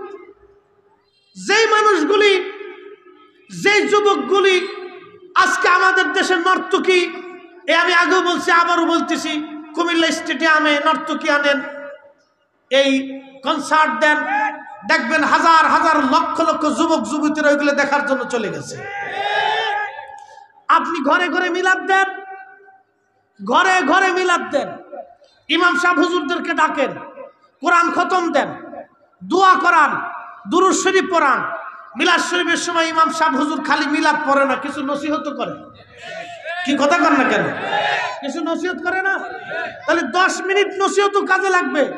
10টা মিনিট জিকির বান্দারা করতেছে, ওই সময় দেখা যায় কিছু দুষ্টু ছেলে আছে, তারা চিন্তা করে আব্বা বাড়িতে মিলাদ দিছে, আমি যদি না থাকি তো কেমন হবে? তো ওই ছেলেটাও কি মিলাদে বসে, অজু টজু করে আইসে মিলাদে বসে ওই জিকিরে বসে। আচ্ছা বলেন 10টা মিনিট জিকিরে বসলে তার অন্তরটা তো নরম হয় না? দুরূদ শরীফ পড়লে তার অন্তরটা নরম হয় না? দোয়ার ভিতরে যখন হাত তুলে তখন ইমাম সাহেব হুজুর তার দাদা দাদি বংশের মানুষ নিয়ে দোয়া করে, তখন ছেলেটা দেখা যায় যে তার দিলটা নরম হয়ে চোখ দিয়ে পানি এসে গেছে। এমনও তো হইতে পারে তার চিন্তা চেতনা মন মানসিকতা চেঞ্জ হইতে পারে না? হেদায়েতের মালিক কি আমরা? হেদায়েত করে কে? আল্লাহ। এবার আপনাদেরকে একটা ঘটনা শোনাই। খালি বেদাত চোখে দেখে বন্ধ করেন না, সর্বনাশ করে দিচ্ছে না দেশে। এই বেদাতের ফতোয়া দিয়ে মিলাদ মাহফিল বন্ধ করে দিয়া, কোরআন খতম বন্ধ করে দিয়ে সর্বনাশ করছেন। আপনারা ভাইবেন না যে আপনারা ইসলামের বড় উপকার করছেন।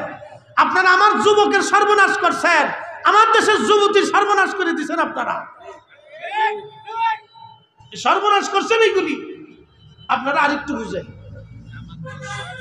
হযরত বাইজিদ বুস্তামি রাহমাতুল্লাহ আলাইহির জামানাতে বুস্তাম শহরে আপনার একটা পতিতা নারী মেয়ে সুন্দরী, সে টাকার বিনিময়ে দেহ ব্যবসা করত। তো শহরের হাজার হাজার যুবকরা পদস্খলিত হইয়া ওই নারীর দিকে ঝুঁকে যাচ্ছে, জেনার দিকে তারা উদ্বুদ্ধ হচ্ছে। বুস্তাম শহরের লোকজন এসে কোনো প্রতিকার করতে না পেরে আল্লাহর ওলি বাইজিদ বুস্তামির দরবারে আসছে। এসে বললেন, হুজুর, এই পতিতা নারীর জন্য আমাদের যুবকরা নষ্ট হয়ে যায়। তারা পতিতার দিকে ঝুঁকে যাচ্ছে, জেনার দিকে ঝুঁকে যাচ্ছে। হুজুর, আপনি যদি বিহিত না করেন, একটা ব্যবস্থা না করেন, সর্বনাশ হয়ে যাবে। বাইজিদ বুস্তামি রাহমাতুল্লাহ আলাইহি পুলিশ নিলেন না, সেনাবাহিনী নিলেন না। তিনি বললেন, ঠিক আছে, যাও, আমি কালকে দেখতেছি। পরের দিন বাইজিদ বুস্তামি রাহমাতুল্লাহ আলাইহি বিকেল বেলা গেলেন, হেঁটে হেঁটে ওই পতিতা নারীর কাছে গেলেন। সবার চিন্তা হলো, হায় হায়, বাইজিদ বুস্তামি কেন পতিতা নারীর কাছে যায়? কেন সে ওইখানে যাইতেছে? কারণটা কি? ওইখানে কেন যায়? সবার চিন্তা হলো নেগেটিভ, কিন্তু আল্লাহর ওলি বাইজিদ বুস্তামির চিন্তাটা তো পজিটিভ। সবাই বুঝতেছে উল্টা, কিন্তু আল্লাহর ওলি বুঝতেছে সোজাটা। অতএব আপনারা যদি মনে করেন মিলাদ বন্ধ করে দিয়ে সোজাটা বুঝবার চান না, আবু বকর সিদ্দিক পুরোপুরি রাহমাতুল্লাহ আলাইহি কম বুঝতো না, হযরতে রুহুল আমিন বশিরহাটি রাহমাতুল্লাহ আলাইহি কম বুঝতো না, হযরতে সফি ফতে আলী রাসূলুল্লাহ রাহমাতুল্লাহ আলাইহি কম বুঝে নাই, নূর মোহাম্মদ নিজামপুরী রাহমাতুল্লাহ আলাইহি কম বুঝে নাই, মুজাদ্দিদ আল ফুসানি কম বুঝে নাই, শাইখ আব্দুল হক মুহাদ্দিস দেহলভী কম বুঝে নাই, শাহ ওয়ালিউল্লাহ মুহাদ্দিস দেহলভী কম বুঝে নাই, ইমাম সুয়ুতী রাহিমাহুল্লাহ কম বুঝে নাই। হযরতে আল্লাহর ওলিরা কিন্তু আমাদের চাইতে ভালোই বুঝে, তারপরে তারা মিলাদের ইজাজত দিয়ে গেছে। কি কথা কন না কেন? তারা কম বুঝে না, আমাদের চাইতে বেশি বুঝতো। আমাদের চাইতে দ্বীনের মহব্বত তাদের বেশি ছিল, আমাদের চাইতে কোরআনের মহব্বত তাদের বেশি ছিল, আমাদের চাইতে রাসূলের মহব্বত তাদের বেশি ছিল, আমাদের চাইতে কালেমার মহব্বত তাদের বেশি ছিল। তারা বুঝেই তারা আমাদেরকে পথ বাতলাই দিয়ে গেছে। প্রিয় মুসলমান, খুব মনোযোগ দিয়ে হযরতে বাইজিদ বুস্তামি রাহমাতুল্লাহ আলাইহি পতিতার কাছে যা বলেন, ও নারী, তোমার সারা রাত্রের ভিজিট কত? মেয়েটা মনে করছে, হায় হায়, বাইজিদ বুস্তামিও আজকে আমার পাগল হয়ে গেল, আমার লোভে পড়ে গেল। মেয়েটা ডাক ডাকে, হুজুর, আপনারও কি লোভ লাগছে? তোমার ওই চিন্তা করতে হবে না, তুমি আগে বলো তোমার ভিজিট কত। বলে রাত্রিবেলা এত দিনার বা এত দিরহাম। বলে এত দিনারই তোমাকে দিব। বলো সারা রাত্র তুমি কি আমার জন্য হয়ে যাবে? বলে হ্যাঁ। আমি যা বলবো তুমি কি তাই শুনবে? বলে হ্যাঁ। আপনি যা বলবেন আমি তাই শুনবো। দামাদামি কইরা বাইজিদ বুস্তামি রাহমাতুল্লাহ আলাইহি পতিতা নারীরে নিয়ে আসছে। পতিতা নারীরে নিয়ে আসার পরে যখন পতিতা নারী নিয়ে আসে, চিন্তা করেন তো আপনি, আমি ফরিদি সাহেব একটা পতিতলায় গেলাম, পতিতলায় যাইয়া আমি যদি একটা সুন্দরী পতিতা নারী নিয়ে হাঁটায় হাঁটায় আপনাদের সামনে দিয়ে যাই, আপনারা কি বলবেন? হাই হাই, হুজুরের কালকে ওয়াজ শুনলাম, আজকে হুজুর করলো নাকি? এই হুজুর ভণ্ড, এটা খারাপ, নিকৃষ্ট, এটা জানাকর হুজুর। কার ওয়াজ আমরা শুনলাম সারা দেশে ভাইরাল হয়ে যাবে, একবারে ফেসবুকে ইন্টারনেটে সবাই সরাসরি হইয়া আমার গালিগালাজ পাইরা জুতা স্যান্ডেল নিক্ষেপ করিয়া একবারে সারা দেশটা আমার তারাই দেওয়ার জন্য স্লোগান উঠবে। কথা কোন ঠিক কিনা? তো বাইজিদ বুস্তামি রহমতুল্লাহ বুস্তাম শহর দিয়ে যখন ওই পতিতা নারী নিয়ে হাইটে যায় তখন সব সিসি করতেছে, করলোটা কি? বাইজিদ বুস্তামি এই কাজ করতে পারে, এর কাছে গেলাম সুরাহা করার জন্য, হাতে নিজেই এখন পাগল হয়ে গেছে। পাবলিকের তো জবান, যে যা ভাবতেছে সে সাই বলতেছে। তো আল্লাহর ওলি বাইজিদ বুস্তামির চিন্তা তো ভিন্ন। আল্লাহর ওলি পতিতা নারী নিয়ে হুজরাখানায় গেলেন। ওই নারীকে বললেন, মা আমি তোমাকে আমার নিজের কাম খায়েশ পুরো করার জন্য তোমার সৌন্দর্যে মোহিত হয়ে তোমার আনি নাই। ও মা তুমি আজকে যাও, তাড়াতাড়ি যায় আগে গোসলখানায় যায় গোসল করে আসো, আগে নিজের পবিত্র বানাও। একবার জোরে বলা যাবে কি মারহাবা? তেলের গাড়ি তেলে চলি, হাওয়ার গাড়ি হাওয়ায় উড়ে, বিনা তেলে চালায় গাড়ি নবী সুলাইমান। আমরা সেই মুসলমান, আমরা সেই মুসলমান। হুজরা শিবের পাশে আলাদা করে পর্দা সহ সুন্দর করে জায়নামাজ বিছাই দিলেন। ওই মেয়েটা আল্লাহর ওলি তারে গোসল করাইলেন, পাক সাফ করিয়া মেয়েটাকে বললেন, মারে তোমার জন্য আলাদা করে সুন্দর করে জায়নামাজ বিছাইয়া নামাজের জায়গা করে দিছি রে মা। আমি বাইজিদ তোমার সৌন্দর্যে মোহিত না রে মা। আজকে রাত্রিবেলা তুমি আমার জন্য, তুমি বলছো আমি যা বলবো তাই শুনবা, আমি বাইজিদ তোমার হুকুম দিলাম আজকে সারা রাত তুমি এই জায়নামাজে নামাজ পড়বা।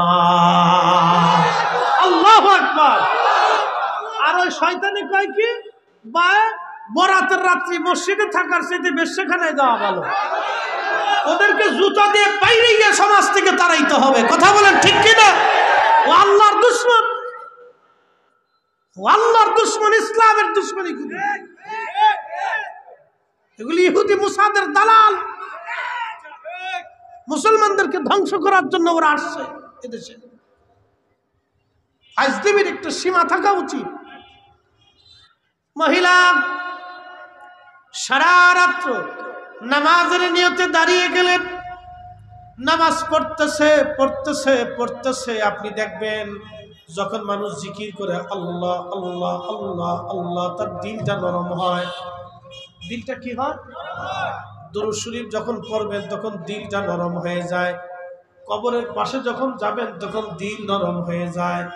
এই জন্য আল্লাহ কোরআন বলছে, আলা বিযিকিরিল্লাহি তাতমাইন্নুল কুলুব।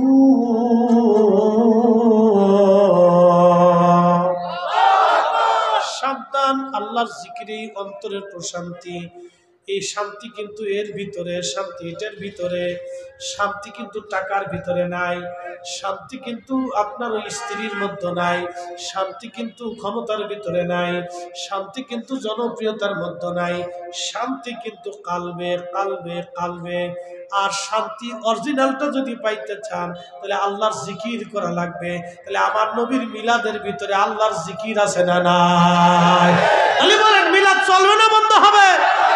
চলবে। হাত উঁচা করে বলেন চলবে, চলবে, চালাইতে হবে। কথা বলেন ঠিক কিনা? ও বেদাতের ফতোয়ার গোষ্ঠী গিলাই কি কথা কন না কেন? এগুলি বেদাতের ফতোয়া দেখার টাইম আমাদের। আমরা আকাবিররা বেদাত না ইবাদত একটু বুঝেই তারপরে কিতাবে লিখিত হয়ে গেছে। আমরা আকাবির এটা বুঝেই তারপরে লিখে দিয়েছি। এগুলি দেখার সুযোগ আমাদের নাই। শোনেন, খালি নেগেটিভ চিন্তা করেন না, পজিটিভটা দরকার।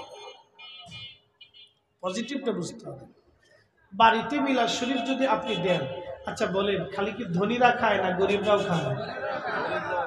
দাওয়াত কি শুধু বাইসে বাইসে এই মসজিদের মুতল্লি সাহেবরে, সভাপতি সেক্রেটারি সাহেবরে দেন, না মুসল্লি সবাইরে দেন? যখন মসজিদে ঘোষণা হয় বাবাজিরা আমার বাড়িতে মিলাদ শরীফ আছে, আমি সবাইকে দাওয়াত দিলাম। এই সময় কি গরিব মানুষ আলাদা থাকে? সবাই কিন্তু অন্তর্ভুক্ত থাকে। এই জন্য খালি নেগেটিভ দেখলে হবে না, পজিটিভ দেখতে হবে। আমাদের অ্যাটিটিউড, ধ্যান ধারণা নষ্ট হয়ে গেছে, বুঝছেন? অনেক সমস্যা। তো বাইজিদ বুস্তামি রহমতুল্লাহ বলেন, মা রে তুমি নামাজ পড়তে থাকো। তো মহিলা নামাজ পড়তেছে, শক্ত মন তো, বুঝছেন না? একটা পতিতা নারী যে টাকার বিনিময়ে দেহ ব্যবসা করে, তার হৃদয়টা কত কঠিন এবং নিকৃষ্ট হইতে পারে আপনি বুঝে নেবেন। আপনি বুঝে নেন, যে মহিলা টাকার বিনিময়ে নিজের দেহকে পুরুষের কাছে বিলিয়ে দেয়, সে নারীর অন্তর কতটা নিকৃষ্ট এবং কঠিন আপনি বুঝে নেন। তো তারে জায়নামাজে বিছাই দিছে, সে নামাজ পড়তেছে। বাইজিদ বুস্তামি রহমতুল্লাহ হুজরাতে আসিয়া তিনিও সেজদার মধ্যে যাই আল্লাহকে ডাক দিয়ে চোখের পানি ছেড়ে দেখ, আল্লাহ তোমার বান্দি ছিল পতিতালয়ের ভিতরে, তার জেনা করার কথা ছিল, টাকার বিনিময়ে তার দেহকে পুরুষের কাছে বিলিয়ে দেওয়ার কথা ছিল, আমি তারে ওই পতিতালয় থেকে টেনে এনে আল্লাহ আমি যাই নামাজে বিছাই দিছি। আল্লাহ মিলাদ শরীফে মানুষ দুনিয়ার সব জায়গা থেকে টাইনে আইনে নিয়ে নবীর দুরুদে জিকিরে ইবাদতে দুয়ায় বসাই দিতেছেন। আপনি খালি বেদাত চোখে দেখেন না, ইবাদত চোখে দেখেন না, মন তো শয়তানের ভিতরে ডুবে গেছে। খালি বেদাত চোখে দেখেন, ইবাদত দেখেন না। কত বেনামাজি, শরাবি, খারাবি, দুশ্চরিত্র মানুষের দাওয়াত দিয়া মিলাদের ভিতরে বসাই দিলেন, নবীর দুরুদে জিকিরে ফিকিরে দুয়ার ভিতরে। খালি গুনাহ চোখে দেখেন না, ইবাদত দেখেন না। প্রিয় মুসলমান, বাইজিদ বুস্তামি রহমাতুল্লাহ আলাইহি সিজদার মধ্যে পড়ে ডাক ডাকা, মালিক পতিতা নারী পতিতা বৃত্তি করার কথা ছিল, আমি তার ওইখান থেকে আনিয়া তোমার যাই নামাজে বসাইয়া নামাজে দাঁড়া করাই দিছি সিজদার ভিতরে। আমি বাইজিদের দায়িত্ব ছিল যাই নামাজ পর্যন্ত নিয়ে আসা। এখন তুমি মালিক, তার অন্তর পরিবর্তন করনেওয়ালা, ওই ক্ষমতা আমি বাইজিদের নাই। কি সুন্দর কথা, আল্লাহর সাথে তাদের কথা ছিল। কথার ধরনটা কত চমৎকার, চিন্তা করতে পারছেন? আল্লাহ আমি তো তারে যাই নামাজ পর্যন্ত নিয়ে আসছি, আল্লাহ এই পর্যন্তই আমার ক্ষমতা, তার সেজদার মধ্যে আমি নামাজে বসাই দিছি। আল্লাহ অন্তর পরিবর্তন করার ক্ষমতা তো আর আমার নাই, তুমিই পারো। আমি বাইজিদ তোমার কাছে দরখাস্ত করতেছি, একটা পতিতা নারী, তার কারণে যুবকরা নিকৃষ্ট হয়ে যাচ্ছে, আল্লাহ তুমি নারীর অন্তরটাকে পরিবর্তন করে দাও। ঠিক দোয়া করতে করতে আসমান থেকে দোয়া কবুল হয়ে গেল, মহিলার চোখের পানি চলে আসলো, সেজদার ভিতরে পড়ে মহিলা চিন্তা করে, ইয়া রব জীবনে কত অপরাধী না জীবনে করছি, কত নিকৃষ্ট কাজে না করছি, কত যুবকের চরিত্রটা নষ্ট করে ফেলছি, আমার নিজের জীবনটাকে বরবাদ করে ফেলছি। আল্লাহ আজকে সেজদার মধ্যে পড়ে যে এত লজ্জার স্বাদ পাইছি, আল্লাহ আমি তওবা করলাম, জীবনে আর কোনোদিন এই খারাপ কাজ করবো না। আর একটু জোরে বলবেন না সুবহানাল্লাহ? এই জন্য বুঝে যাইতে হবে। আমাদের কাজ কি? বান্দারে জিকিরের মাহফিলে ঢুকানো। এই যে মাহফিল আপনারা সাজাইছেন, অনেকে বলবে কি জানেন, এই মাহফিল করে কি হইব? অনেকে কি লাভ হইব? এটা খালি লাভ তালাশ করে, এ নিজে লাভ বুঝে না, নিজে আসেও না, টাকাও দেয় না। এগুলি দেখবেন নিজেরা টাকাও দেয় না, ঠিক মতো আসেও না, মাহফিলের জন্য কষ্ট করে না, খালি ঘুরে আর খালি কয় কি লাভ, ওই নষ্ট হয়ে গেছে। কি লাভ হবে না হবে ওই চিন্তা তো আপনার না। আপনি, আমাদের কাজ হচ্ছে মানুষকে আল্লাহর বেহেশতের বাগানে বসাই দেওয়া। যদি দিল পরিবর্তন হয় বাবা, তাহলে আমাদের ওয়াজ, আমাদের সব সাকসেস। কথা কোন ঠিক কিনা? একজন একজন একজন একজন করেও যদি এরকম পরিবর্তন হয় তো হতেই পারে। হেদায়েত হয় না কে বলছে? আপনি মাহফিল বন্ধ করে দেন, সারা দেশে ওয়াজ নসিহত বন্ধ করেন, পীর মাশায়েখদের আসা যাওয়া, খানকা, তালিম, তরবিয়ত বন্ধ করে দেন, মিলাদ মাহফিল, দোয়া দুরুদ এগুলো বন্ধ করে দেন।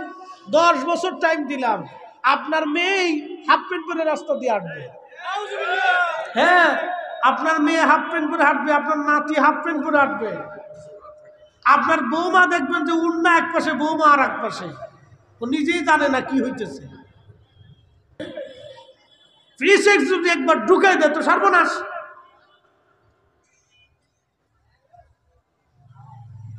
এই জন্য আমাদের এগুলো দুর্বিসন্ধি। এই জন্য এখন প্রয়োজন এই সমস্ত ফতোয়া বাতিল, এই মিলাদের বিরুদ্ধে ফতোয়া, দোয়ার বিরুদ্ধে ফতোয়া, এগুলো বাদ করে দিয়ে এগুলো হুজুরদেরকে আলাদা সাইড করে দিবে।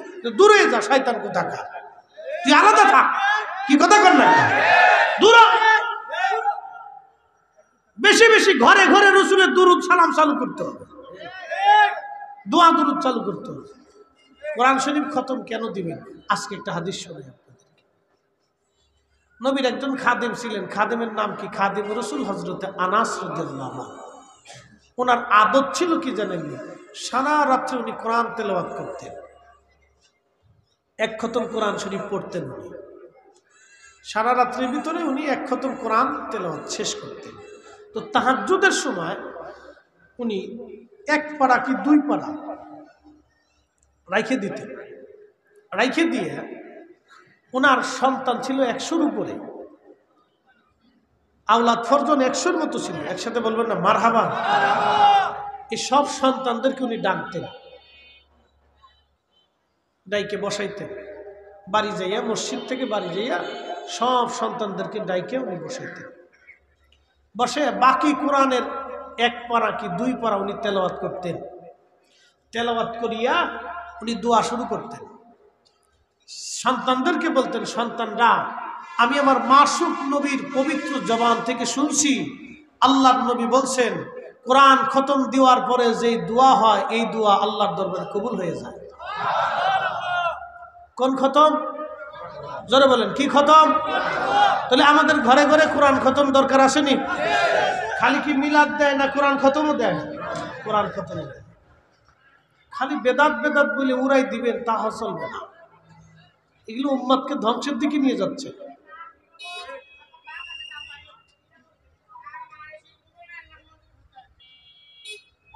এই জন্য কোরআন খতম আপনারা দিবেন, বেশি বেশি করে কোরআন খতম দিবেন, বাড়িতে কোরআন খতম দিবেন। তো কোরআন খতম দিলে কি হয়? কোরআন খতমের পরে যে দোয়া হয়, সেই দোয়াটা আল্লাহর দরবারে কবুল হয়ে যায়। একসাথে জোরে বলেন সুবহানাল্লাহ। একটু দৃশ্যে পড়ি, আল্লাহুম্মা সাল্লি আলা মাশাআল্লাহ, আল্লাহু আকবার, মুহাম্মাদ আলা আলি সাইয়্যিদিনা।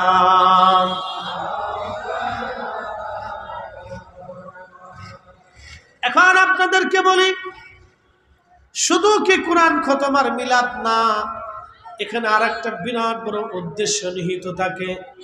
এই উদ্দেশ্যটা কি? এই উদ্দেশ্যটার নাম হচ্ছে ইসালে সওয়াব। বলে ইসালে সওয়াব কি? ইসালে সওয়াব হচ্ছে জিন্দা মানুষের পক্ষ থেকে মৃত মানুষের কবরে নেকি পাঠানো। এই পদ্ধতি অন্য কোন নবীর জমানায় আল্লাহ চালু করেন নাই।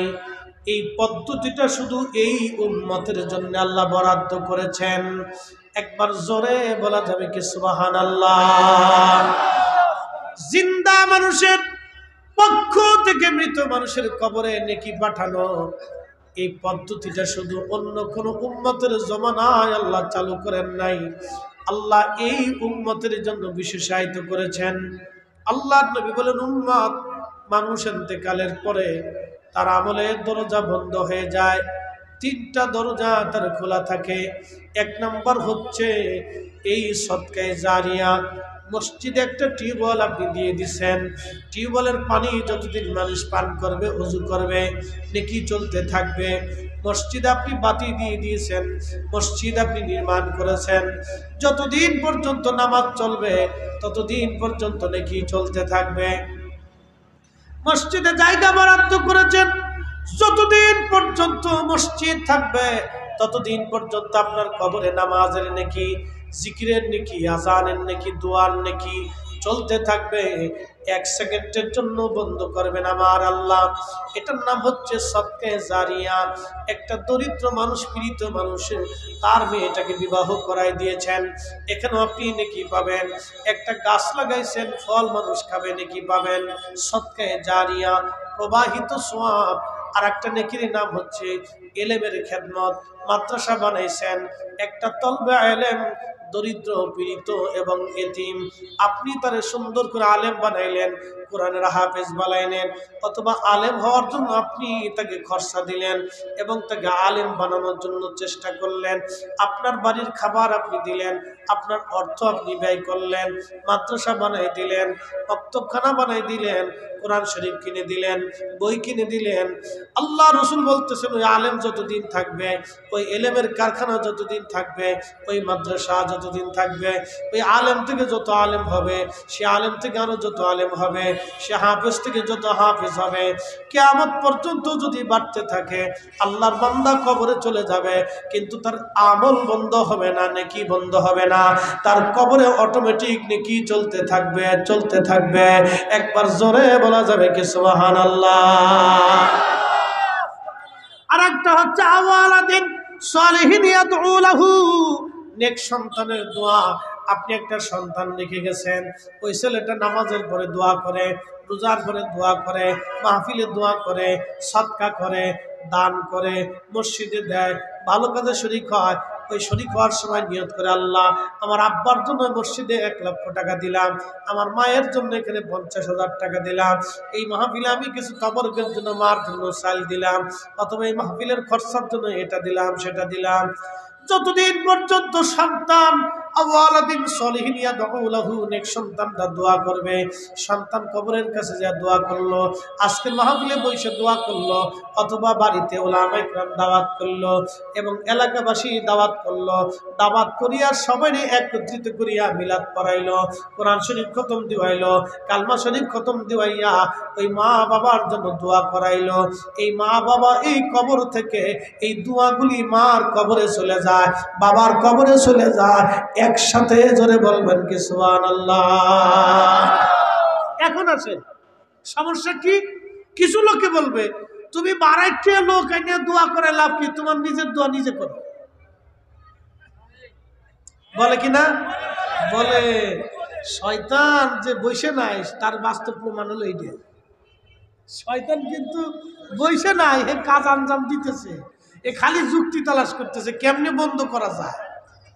এ শয়তানে এসে ফতোয়া দিল কি, বলে দিল কি যে আলেম ওলামা ভাড়া করে এনে দোয়া করার দরকার কি? আচ্ছা আপনাদেরকে বলি কন্ত, দোয়া কি সোরে করবে না আলেমে করবে? এইবার বুঝেন তো শয়তানের যুক্তিটা কত সুন্দর, কিন্তু ভুল আছে। দোয়া তো আলেমে করবে আর মুসল্লিরা আমিন আমিন বলবে। এখন প্রশ্ন করবে যে হুজুর আমার দোয়া আমি করলে অসুবিধা কি? আপনার দোয়া তো আপনি করবেনই। 5 ওয়াক্ত নামাজের পরে সন্তানের কাজ কি? রব্বিরহামহুমা কামা রব্বায়ানি সগীরা। কে শিখাইছে? কে শিখাইছে? তো সন্তানের দায়িত্ব তো 5 ওয়াক্ত নামাজের পরে এই দোয়াতে আব্বা আম্মারে শরীক রাখা, রব্বিরহামহুমা কামা রব্বায়ানি সগীরা। এখন আপনাদেরকে বলি যে হুজুর আমি তো 5 ওয়াক্ত দোয়া করি, আবার গ্রামের লোকজন দাওয়াত করে নিয়ে ভাড়া করে আনার দরকার কি? ওই যে তাদের কথা হলো ভাড়া করে আনার দরকার কি? এখন আপনাদেরকে বলে দিয়ে যাই কেন গ্রামবাসী আত্মীয় স্বজনরা আপনি নিয়ে আসবেন, এটা বুঝাইতেছি। আল্লাহ রসুল ইমাম নুরউদ্দিন হাইসেমি বিশ্ববিখ্যাত হাদিসের তখরিজের কিতাব, তার নাম মাজমুউজ জাওয়ায়েদে মুজামুল কবির, ইমাম তবরানী এই কিতাব থেকে একটা বিশুদ্ধ সনদে হাদিস আনছেন।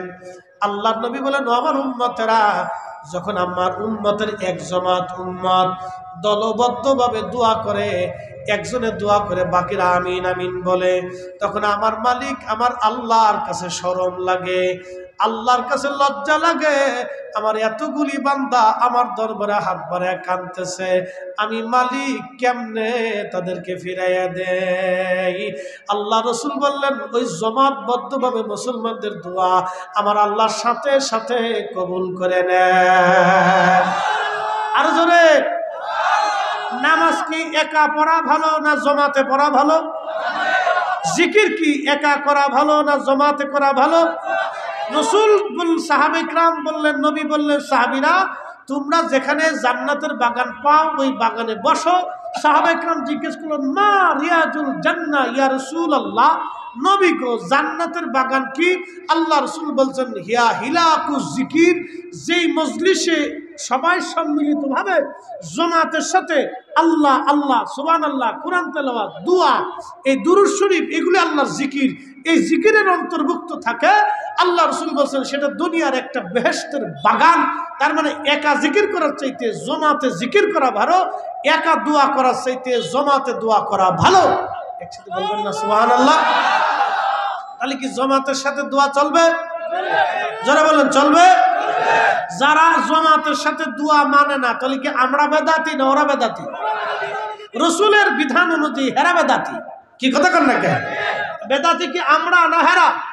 তাহলে জামাতের সাথে যারা দোয়া মানে না ওরা হলো অরিজিনাল বেদাতি।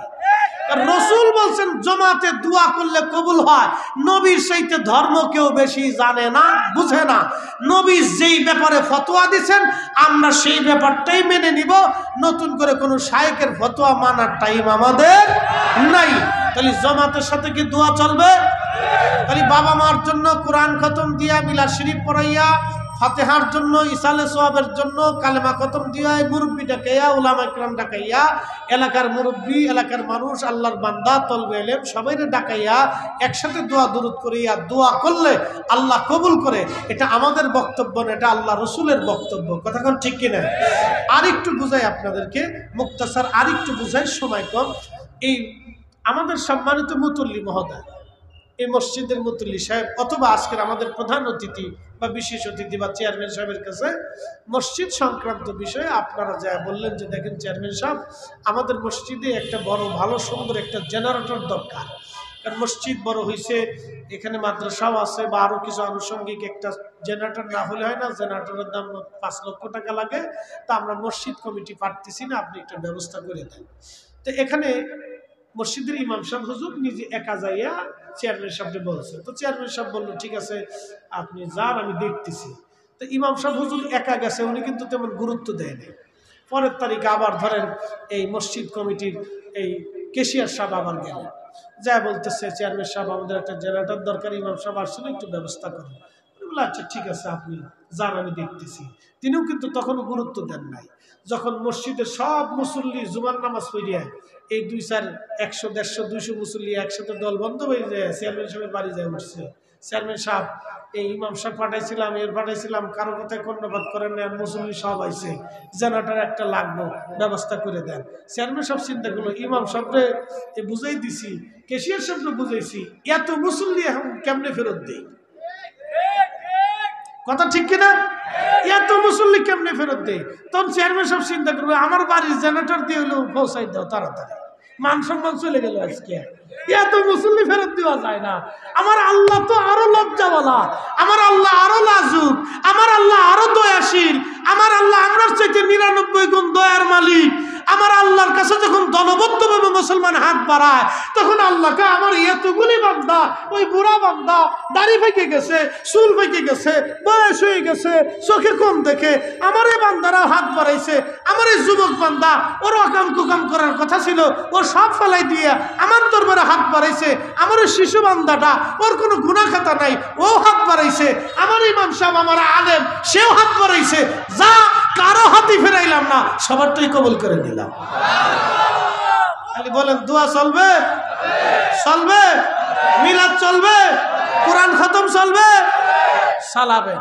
না চালালে শয়তানের লাভ, আমাদের কোনো লাভ নেই। শয়তানের লাভ, শয়তানের লাভ। আর যারা যে কবরওয়ালা চলে গেছে কবরে, এনাদের লস। এরা আফসোস করে, হারে তোরা আমরা একটু দোয়া পাঠাইলি না, তোরা আমরার জন্য কিছু করলি না, এরা আফসোস করে। বাবাজি আপনাদেরকে নিয়ে মুক্তাসার সময়ে একটা ছোট্ট পরিসংখ্যান আপনাদেরকে দিলাম।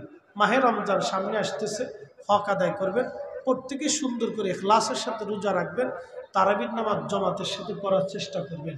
যারা ঈমান ও ইহতিসাবের সাথে মাহে রমজানে রোজা রাখবে, রাত জেগে জেগে তারাবির নামাজ আদায় করবে, আল্লাহ রাসূল বলতেছেন ওই ব্যক্তিটাকে আল্লাহ এমনভাবে নিষ্পাপ বানায় যে একটা মায়ের গর্ভ থেকে একটা সদ্য সন্তান যখন নিষ্পাপ হয়ে পৃথিবীতে আসে, মাহে রমজান শেষ হওয়ার আগে আল্লাহর বান্দারে ওইরকম আল্লাহ নিষ্পাপ বানায় দেয়। না আর একটু জোরে বলবেন না? তাহলে রোজা রাখতে হবে ইমান একিনের সাথে, তারাবির নামাজও ওইভাবে পড়তে হবে। কয় রাকাত? 20 রাকাত। আবার 8 রাকাত পড়ে কিন্তু ইমান ইহতিসাবের সাথে মনে করেন না, তাহলে আর হইল না। 20 রাকাত তারাবি পড়তে হবে। 20 রাকাত পড়বেন। আল্লাহ সকলকে ইমান ইহতিসাবের সাথে, একিনের সাথে তারাবির নামাজ এবং মাহে রমজানের রোজা এই হকগুলি আদায় করার তৌফিক দিয়ে গরিব মিসকিন অসহায় মানুষ যদি থাকে ডেকে ডেকে নিয়ে তো ইফতার করাবে, অথবা তা যদি না